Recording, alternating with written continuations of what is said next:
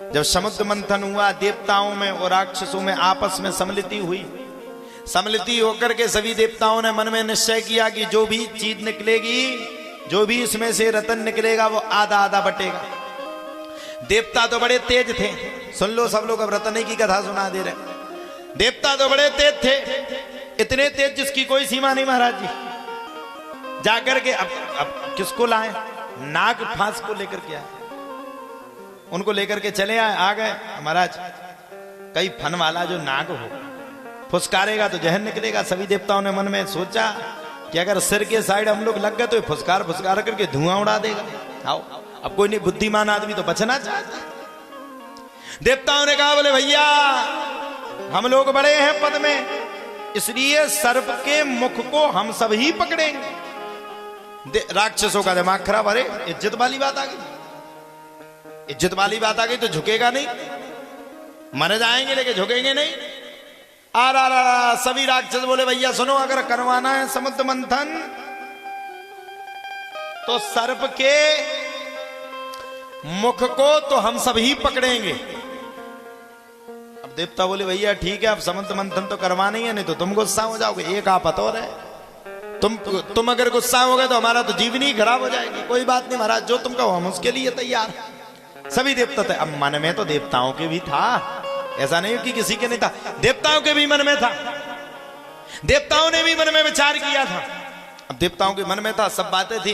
राक्षसों ने क्या किया? मुख को पकड़ लिया, देवताओं ने पूंछ को पकड़ लिया, मंदरांचल पर्वत को लाए। मंदरांचल पर्वत के वो बना करके, फांस बना करके, नाग फांस बना करके और मंथन करना प्रारंभ कर दिया। अब सुनो, जब किसी को, अब आपको पकड़ करके हम घिसे तो आपको हाँपी आएगी कि नहीं? हाँपी आएगी। अब नाग देवता को भी हाँपी आई, फन कही थे, और जैसे ही वो सांस लेवे सो सांस में से जहन निकल में सबरे राक्षस परेशान। अरे महाराज, इसने तो पागल बना दिया, ये तो पागल बना करके चलेगा सबरे देवता। चला मंथन, और जैसे ही मंथन हुआ सो सबसे पहले निकला क्या? विष। हाँ भैया, विष को देखा जैसे ही सो दैत्य गुरु शुक्राचार्य जी थे और देवताओं के गुरु बृहस्पति जी थे, बैठे थे सभी लोगों ने। जैसे ही लबालब विष को देखा तो सबरे घबरा गए। वो भगवान, विष कौन पाएगा? सब परेशान, कहां जाए कहां जाए कहां जाए। सबरे देवता राक्षसों को लेकर के भगवान विष्णु के पास पहुंच गए। शांताकारं भुजग शयनम पद्मनाभं सुरेश विश्वाधारं गगन सदसं मेघवर्णं शुभांगं लक्ष्मी कांतम कमल नयनम योग विद्यानगम्यम वंदे विष्णु भवभयहरम सर्वलोकैकनाथम। भगवान के पास पहुंच गए। प्रभु, अमृत की जगह इसमें तो सबसे पहले विष निकल गया, और कौन पिएगा ये विष की? तो अगर किसी को बांस आ गई तो मर जाएगा। भगवान बोले, देवताओं चिंता मत करो, तुम्हारे लिए हमने बड़ी सुंदर व्यवस्था बनाई। बोले क्या बनाई महाराज? बोले चिंता मत करो, इस काम को संपन्न हमारे भोलेनाथ कर देंगे। अच्छा, जिस पे जो काम ना बने वो भोले बाबा करते। सबसे डेंजर, सबसे खतरनाक काम ही दुनिया के जितने काम बने वे भोले बाबा ना है। एक ठप्पा सांप अगर रहते से दौड़ मारते तो अबे हम व्यास गद्दी पे बैठे हम भी दौड़ मार देते से, 1 मिनट में भग जाएंगे। धन्य है भोले बाबा। किसकी माला बना करके बैठे? सर्पों की माला बना करके बैठे। और हम लोग बहुत अच्छे सुंदर वस्त्र पहना, सब जने अच्छे वस्त्र पहनते हैं, सब लोग अच्छे वस्त्र पहनते हैं। धन्य है भोले बाबा। कोई वस्त्र नहीं, मरे हुए मुर्दे की राख को लपेट लेते। भोले बाबा कहते हैं, अरे मूर्खों, मरे हुए मुर्दे की राख इसलिए लपेट रहा हूं क्योंकि तुम सबको बता रहा हूं कि मरने के बाद राख की ही स्थिति पैदा होती है। इसलिए मरने से पहले, राख बनने से पहले, खाक बनने से पहले, राख में मिल जाने से पहले, सबसे अगर राख में मिल रहे हो तो राख में मिलने से पहले सबसे पहले भगवान का स्मरण कर लो। यही तुम्हारे कल्याण का आज्ञाकारी क्षेत्र है। धन्य बोले बाबा। कोई एक टांग का, कोई डबल टांग का, किसी की टांगे नहीं, भांग का सेवन करते। और भोले बाबा सबसे ज्यादा अगर किसी को मानते हैं, आराध्य देव में सबसे ज्यादा अगर किसी के प्रति श्रद्धावान अगर भोलेनाथ हैं तो भोले बाबा सबसे ज्यादा श्रद्धा किसके प्रति रखते हैं? बोले भोले बाबा सबसे ज्यादा श्रद्धा भगवान विष्णु के प्रति रखते हैं। और होना भी चाहिए। अब आजकल के चेला हैं बने बने के यार, और बाकी सब बेकार। बन गए तो ठीक है, सब तुम्हारे सब तुम्हारे सब तुम्हारे, वो पकड़ गई तो सीताराम कोई किसी का नहीं। आजकल के चेला भी बड़े स्वार्थी हैं, ट्रेन की तरह गुरु बदल देते हैं सेकंड में। ट्रेन महाराज जी बिल्कुल सही कह रहा हूं, हम पे कुछ बनने लगे, चमक दमक देगी, गुरुजी बढ़िया लग रहा है, स्मार्ट लग रहा है, बढ़िया पोजीशन में, अच्छी माला पहने, बढ़िया अच्छे गमछा ममछा डाले, हाथ कछु नहीं देखना गुरुजी में गुड़, अब गुड़ तुरंत आएंगे, गुरुजी हमारे कान फूक दो। कन फुक्का चेला 1000 है, कन फुक्का गुरु भी 1000 है। पूछे भैया किससे दीक्षा? अब फलाने गुरुजी से लिए, वे कछु करते नहीं, बैठे रहते वे तो 12 बजे सो के ही उठते हैं। अरे भैया ये तुम्हें पता नहीं था कि 12 बजे सो के उठते हैं, और ये तुम्हें पता था गुरु के अवगुण से तुम्हें क्या करना है। सच्चा चेला महाराज जी मैं उसको मानता हूं जो गुरु के अवगुणों को छोड़ करके गुणवान हो जाए। गुरु के अवगुणों को छोड़ दे दो। अरे अवगुण क्या, अवगुण एक मोर में स्वामी, अवगुण तो हर व्यक्ति में। अब आज का आदमी चाहता है चमक दूंगा, हमारे पास आते हम नहीं देते दीक्षा, हम कहते सीताराम चल दो आगे बढ़ो। जो हजारों में से लाखों में से एक हो उसको दीक्षा देते। क्यों? हमें थोड़ी मानना भैया, हमें अपने पुण्यों को थोड़ी छीन करना है। तो धन्य है भोलेनाथ। भोलेनाथ किसको मान रहे हैं? भोलेनाथ सबसे ज्यादा किसके प्रति श्रद्धा रख रहे हैं? बोले भोलेनाथ सबसे ज्यादा अगर किसी को मानते हैं तो वो है भगवान विष्णु। अच्छा, ये दोनों परस्पर एक दूसरे को मानते हैं। भगवान विष्णु सबसे ज्यादा भोलेनाथ को मानते और भोलेनाथ सबसे ज्यादा भगवान विष्णु को मानते। ये एक दूसरे के परस्पर में शिष्योत्तरी है, एक दूसरे के परस्पर में गुरु की परंपरा बनाए। ये तीनों देव है, त्रिदेव, ब्रह्मा विष्णु महेश। भगवान विष्णु के पुत्र ब्रह्मा और ब्रह्मा के पुत्र महेश, लेकिन ये तीनों जन को आराध्य मानते हैं, एक दूसरे को आराध्य, और एक दूसरे की सहमति से ही ये संसार चल रहा है। आजकल के लोग तो कहने लगते 3 तगाड़ा हो काम बिगाड़ा। ये कैसी कैसी पोजीशनें बनाते। अरे 3 देव संसार में काम बना रहे हैं। बताइए साहब, भगवान विष्णु का काम पालन करना है, संसार के जीव चराचर जीव सचराचर जीव जितने घूम रहे हैं इन सबको पालन करना है, भगवान विष्णु का काम।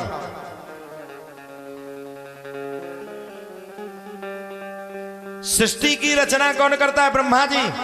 महाराज जी ब्रह्मा जी ने लिख के रख दिया था कि फलानी तिथि में, स्थिति में, ढकानी तिथि में, सबसे सुंदर तिथि में, इस दिन में ऋषि कृष्ण नामक व्यक्ति, ऋषि नामक व्यक्ति बैठ करके भागवत करेगा। और फलहारी जी महाराज सामने बैठेंगे, पूज्य महंत जी महाराज और सामने बैठेंगे, यजमान फलाने बनेंगे। ये किसने लिख दिया? ब्रह्मा जी ने। अब आ जाओ संहार की बात, नरसंहार। जब जब हो धर्म की हानि, जब परस्पर व्यक्ति एक दूसरे को खाना शुरू कर देता है, तब ब्रह्मा जी क्या करते हैं? तब ब्रह्मा जी तब भगवान शंकर सृष्टि का विनाश कर देते हैं, संहार। और भगवान विष्णु संपूर्ण चराचर को अपने शरीर के अंदर रख करके सो जाते हैं, जलमग्न हो जाती है पृथ्वी, पूरी जल से मग्न हो जाती है। अच्छा, भगवान कहते हम तुम्हें, जब ये पृथ्वी जलमग्न हो जाती है तो हम तुम सबको अपने शरीर के अंदर स्थान देते हैं, और जब ये पृथ्वी शुरू होती है तब हम तुम्हें अपने शरीर से छोड़ करके दूसरे शरीर में देते हैं कि पृथ्वी लोक में जाओ, विस्तार करो। तब तुम्हें हमारे शरीर में तुम्हें अपने आप को रखना चाहिए। अब आज का आदमी नहीं रखता, भगवान को रखने के लिए तैयार नहीं। अब भगवान विष्णु ने भगवान शंकर को जाकर के आदेश किया, भोलेनाथ, भूत पावन त्रिलोकीनाथ भोलेनाथ, एक कृपा कर दीजिए, आप इस विष के कलश को स्वयं पान करके रख लीजिए, विष को पान कर लीजिए। भोले बाबा ने भगवान की बात को सुन लिया। वंदे देव उमापतिम सुरगुरुम, वंदे जगत कारणम, वंदे पन्नग भूषणम मृगधरम, वंदे पशूनां पतिम, वंदे सूर्य शशांक वहिननयनम, वंदे मुकुंद प्रियम, वंदे देवमापतिम सुरगुरुम, वंदे जगत कारणम, वंदे पन्नग भूषणम मृगधरम, वंदे पशूनां पतिम, वंदे सूट शशांक वहीन नयनम, वंदे मुकुंद प्रियम, वंदे भक्त जनाश्रयम च वरदम, और वंदे शिवम शंकरम। बोले बाबा ने जाकर के घटाघट अमृत का पान कर लिया, पूरे अमृत को जाकर के, पूरे विष को जाकर के अमृत के भांति पी गए। और पीने के बाद फिर से सृष्टि का क्रम शुरू हुआ, समुद्र मंथन शुरू हुआ, कुबेर निकले, तमाम चीजें, माता स्वरूपा लक्ष्मी मैया प्रादुर्भाव हुआ भगवान विष्णु के पास, बालक ग्रहण।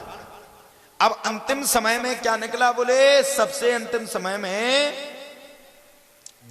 अमृत निकल आया। अमृत अमृत शराब भी निकली, शराब निकली सो देवता बोले भैया हमें नहीं चाहिए, तुम्हें पी जाओ। सबरे राक्षसों ने घटाघट करके पी डाली। अच्छा शराब कौन पीता है? राक्षस।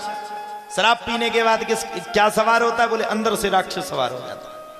शराबी व्यक्ति को देखा होगा, जो व्यक्तिगत रूप से शराबी व्यक्ति होगा, कहीं नाली में डला होगा, कहीं कहीं डला होगा, कहीं कहीं डला होगा, शादियों में डांस करा हो से नहीं कहां डली। तो ये किसके लक्षण हैं? ये सचराचर जीव के लक्षण नहीं है, ये विचराचर जीव के लक्षण है। पतो परो दद्दा डांस कर रहे, खूब अच्छो डांस भाओ, हुका को डांस करो, खूब अच्छे से डांस करके तैयार भय, खड़े भय, सब कछू भाओ, सब कछू बातें भाई, और रात के हुक के पी गए सो नर्दा में डरे दिखाने, और नाली में गिरे। गर्मियों को टाइम उनके दिमाग पे एक बात आई कि हम तो स्विमिंग पूल में डरे। मुंसा ने जब कुत्ता बैठो तो उन्हें मुंह पे पूंछ खाए हिलाओ, जब पता पड़ो कि हम तो ही में डरे थे नाली में। ये हाल है शराबी व्यक्ति के। सभी राक्षस शराब को पी गए, सबरे जितने राक्षस थे शराब पी करके फ्री।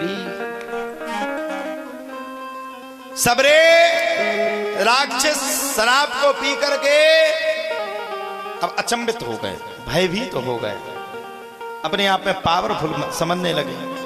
निकला अमृत, अमृत निकला, सबरे एक दूसरे में खूब लड़वे, खूब झगड़ में अमृत निकला। सो अमृत के कलश को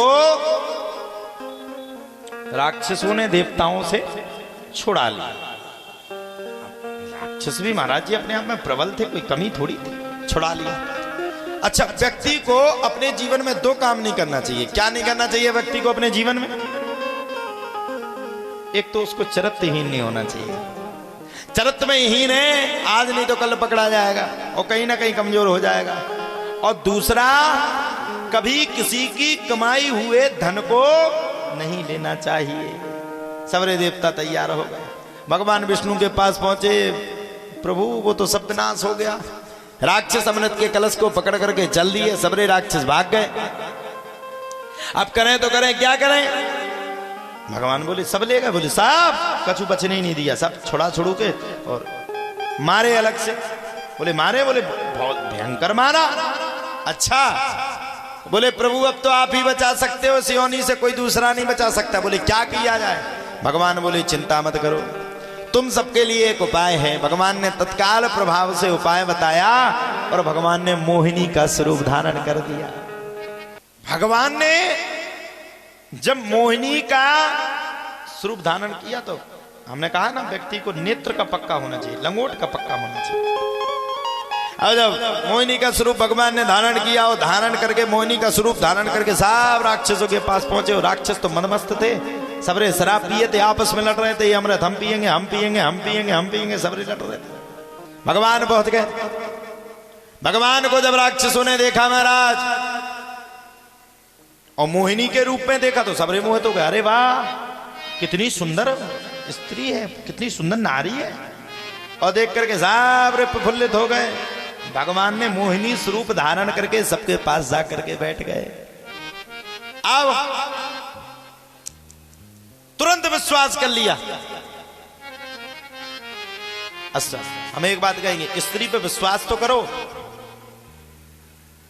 लेकिन वहीं तक करो जहां तक सीमा है। माता एक बड़ा सुंदर गीत गाती हैं, चाहे पत्नी कितनी प्यारी हो उसे भेद बताना ना चाहिए, और चाहे माता कितनी बैरी हो उसे भेद छुपाना ना चाहिए। अब सुनो, इसमें भी दो अंतर है। पत्नी कितनी प्यारी है उसको भेद क्यों नहीं बताना चाहिए? जिस दिन तुम्हारी लड़ाई होगी वो तुरंत कह देगी तुम फलाने आओ, उते कुट रहे थे तुमने हमें बताई थी फलाने के जमाने में तुम हुंका के कुटे थे। ये बैरपन पत्नी बता देगी। लेकिन मां कैसी होगी? तुम कितने भी लड़ जाओ, कितने भी झगड़ जाओ, मां से कितने भी बुरे बोल जाओ, लेकिन मां सुबह होकर के सबसे पहले तुमसे कहेगी बेटा। तो पत्नी को कोई भी भेद नहीं बताना चाहिए, चाहे पत्नी कितनी प्यारी हो, उसे भेद बताना नहीं चाहिए, भेद नहीं बताना चाहिए। अब भैया सबरे बैठ गए, मोहिनी के रूप में भगवान थे, राजा जो बलि थे,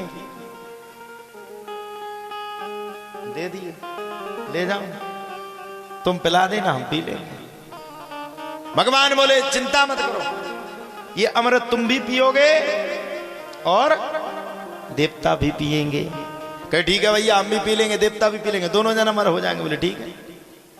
चले, भगवान मोहिनी का रूप धारण किए थे। भगवान ने एक माया रूपी कलश बनाया और एक अमृत का कलश हाथ में लिया, और अमृत का कलश हाथ में लेकर के भगवान ने सभी राक्षसों को जल पिला दिया। और सुनो, हमारे सबरे देवता पी गए। हमें हंसी इस बात पे आ रही, इस कथा को सुना करके इसलिए हंसी आ रही, ये उस समय की बात है, लेकिन इस समय के अनुसार इस बात पे हमें बड़ा विचार करना चाहिए।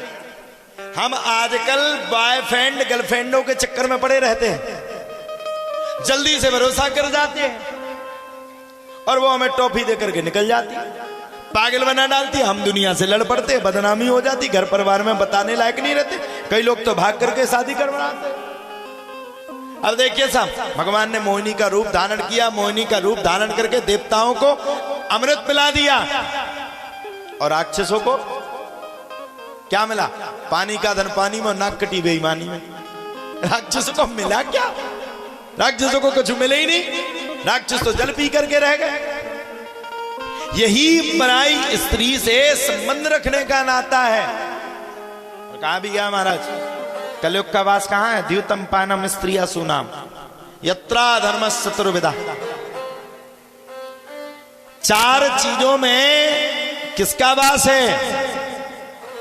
चार चीजों में कलयुग का वास है। द्यूतम, जुआ, जुआ जानते हो आप लोग? नहीं जानते? दीवारी पे खिलो जे खेच, गांव गांव में खिलता महाराज जी की दीवारी पे, लाखों रुपए इधर और लाखों रुपए उधर।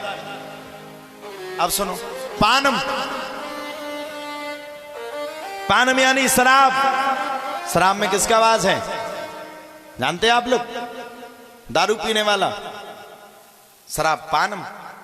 हमने देखा गांव में कृष्ण जन्म, वो बच्चे का जन्म हुआ, 10 टन खूब दारू पिए, बूढ़े बूढ़े कक्का दारू पिए, पता चला फिसल गए नाली में, डरे थे खाने, उनके जान कि हम स्विमिंग पूल में डरे, वे तो नाली में डले। सही बात है, गलत बात नहीं बोल रहे हम। रात भर उनके जान की डल्लप के गद्दा में डरे, कुतिया बैठी नीचे ऊपर भी कुतिया के ऊपर डरे। कहां थे होते डल्लप के गद्दा? स्त्रियां सुनाम, अपनी स्त्री को छोड़ करके पराई स्त्री के साथ गमन करना, ये भी कहीं ना कहीं कलयुग है, कल काल के लक्षण है। अब साहब मोहिनी के रूप में भगवान ने सभी को, देवताओं को अमृत पिला दिया और राक्षसों को सबको जल पिला डाला। अब राक्षसों को जब जल पिला डाला भगवान ने, सभी राक्षसों ने जल को पी लिया। एक राक्षस बड़ा तेज था, राहु केतु, घुस गया देवताओं के बीच में, और बीच में घुस करके देवता का स्वरूप धारण करके अमृत को पिया, और जैसे पिया वैसे देवताओं ने इशारा किया महाराज ये राक्षस है, और अमृत, यहां तक अमृत तो उसके गले के नीचे उतरने वाला था। भगवान ने तत्काल चतुर्भुज रूप धारण करके हाथ में चक्र को लेकर के शंख चक्र पद्ममाला से विभूषित भगवान श्री नारायण खड़े हो गए। क्रोध में आकर के तत्काल प्रभाव से भगवान ने राहु के ऊपर प्रहार किया। उसके जैसे ही गर्दन में प्रहार किया तो उसके मुंह से जो लार गिरी,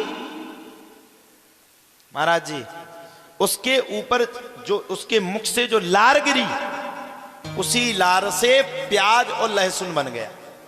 अब भगवान जाने, हम तो सुने हैं प्याज और लहसुन बन गया। इसलिए कहते हैं प्याज लहसुन को नहीं पाना चाहिए। ये प्याज लहसुन सात्विक भोजन नहीं है, ये राक्षस तामसी भोजन। और सात्विक भोजन क्या? अब बोले महाराज सात्विक भोजन तो वो है जिसमें भगवान प्रसाद लगाते हैं, सात्विक भोजन तो वो है जिसको भगवान पाते हो, उसको सात्विक वैष्णवी भोजन कहते हैं। भगवान ने तत्काल चक्र को चलाया, और जैसे चक्र को चलाया वैसे राहु केतु के दो पक हो गए, और उन्हीं का नाम राहु केतु पड़ गया। भगवान ने उसी अमृत को लिया और राजा इंद्र को दिया, और भगवान वहां से अलोप हो गए।